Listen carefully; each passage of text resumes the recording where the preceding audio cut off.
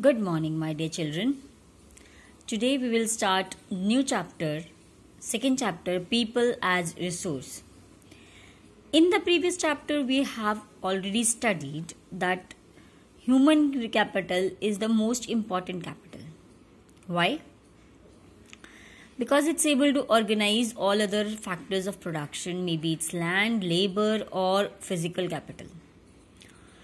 So countries' working capital, countries' working people, working population is considered as the people who are contributing to the national income.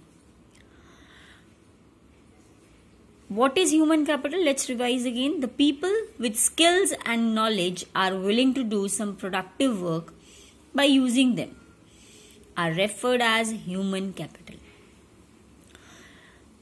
How human capital can be a resource, how it can be made more productive, more useful for the country and its development. Simple, by providing education, training and medical care. You all must be thinking sometimes that why you are forced to come to school and get the education. Obviously, many students think like that parents are forcing them to come to school.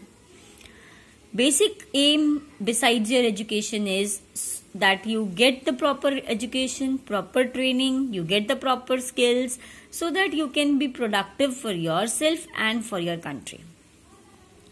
So by getting education, training and medical care, we can convert a human being, a person into resource.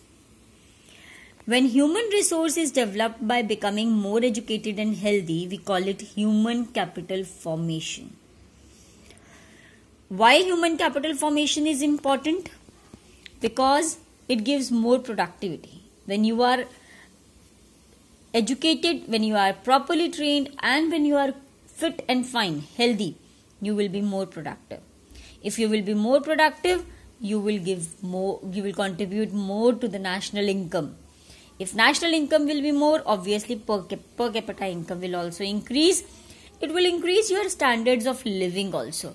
This will lead to development of the country. So basically you will contribute to the development of the country by getting proper education, training and medical care. So more population can be considered as an asset instead of liability. India is at the second position in terms of population in the whole world. It can change the value of population as an asset from liability. Now, once you go through the story of Sakal, which is given in your book, I have written it in the form of key points so that you can also understand it properly. Sakal is a 12 years old boy. His mother is Sheila. She is a maid. Father Bhuta Chaudhary is a farmer. Uncle Sham also lives with him. He is metric pass but no job. Metric pass means he is 10th pass. Sakal is doing the domestic work also with her mother, helping her in the household chores and takes care of siblings also. He is forced to join the school just like you. He completed 12th. Then his father forced him to join the college also. He took the loan for vocational course in computers. He did that vocational course. He got the job.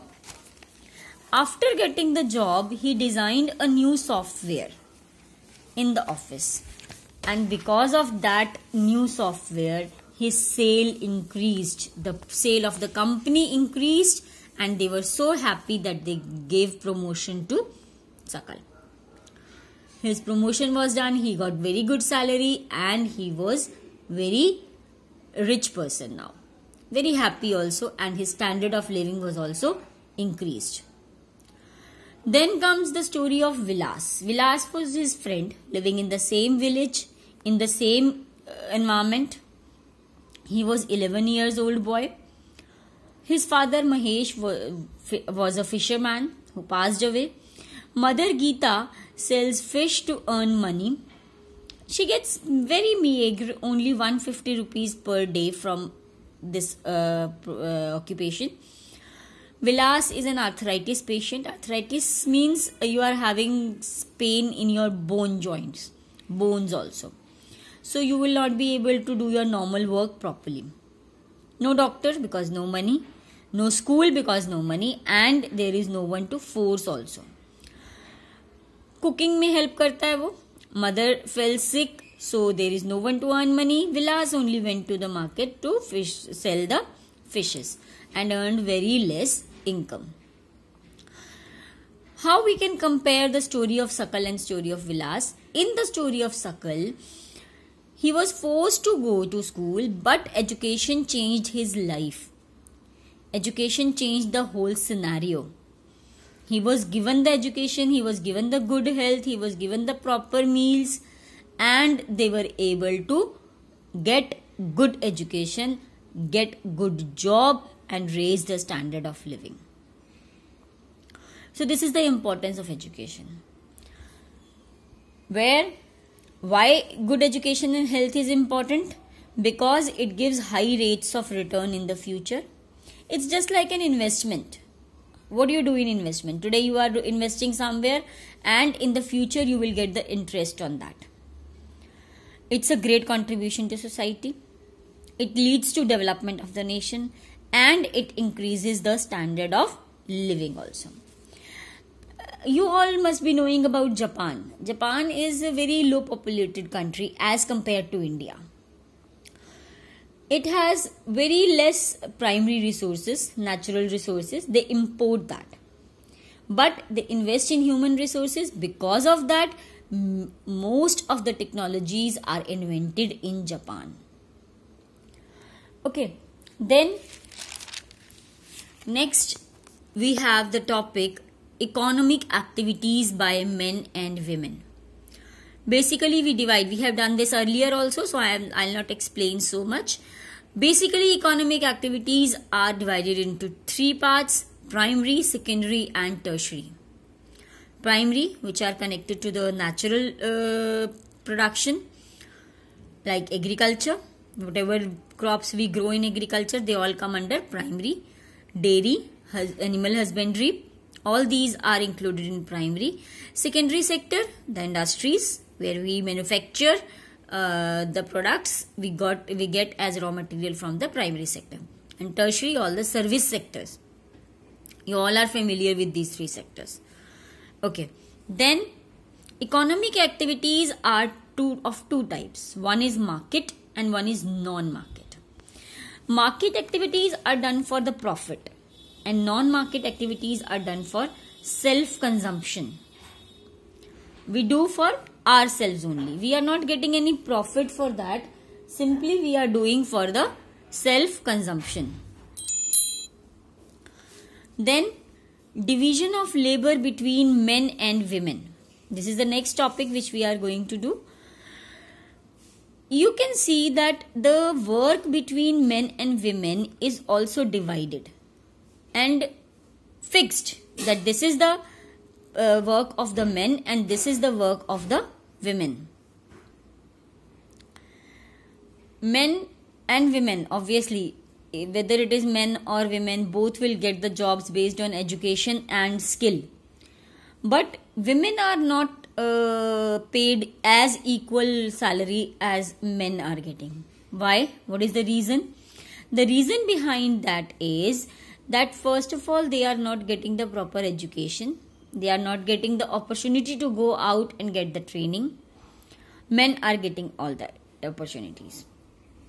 Plus, if the financial condition of their house is not good, they give preference to providing education to the men instead of women.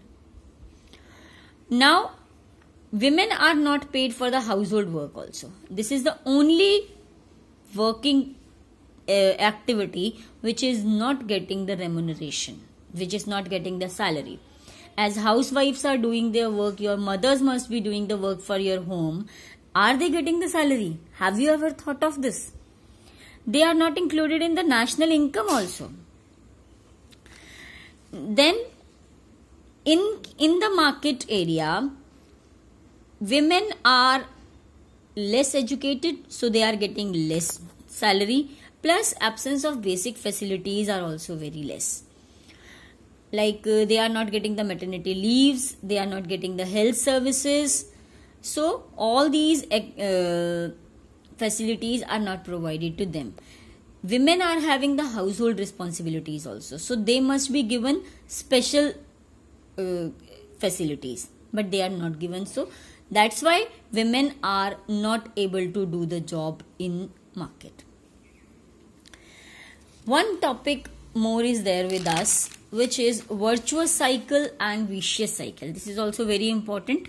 Just in the form of flowchart I have made. See, if there are educated parents, obviously they will invest more on education because they know the importance of education. They will invest more on nutrition also. They will get good health because they are properly nutrited. Good education, so good qualification. Good qualification, so they will get good jobs. And if they will get good jobs, they will be educated parents. Again, the cycle continues. This is virtuous cycle, which is a positive one. On the contrary, we have vicious cycle also, where are uneducated parents. They will invest less on education. They will not get proper nutrition. Unsatisfactory health conditions. So no education and no jobs. Again, they will be uneducated parents, and the cycle goes on. So this is vicious cycle. Okay, so this was your topic in chapter 2. Rest we will do in the next video. Thank you and happy learning.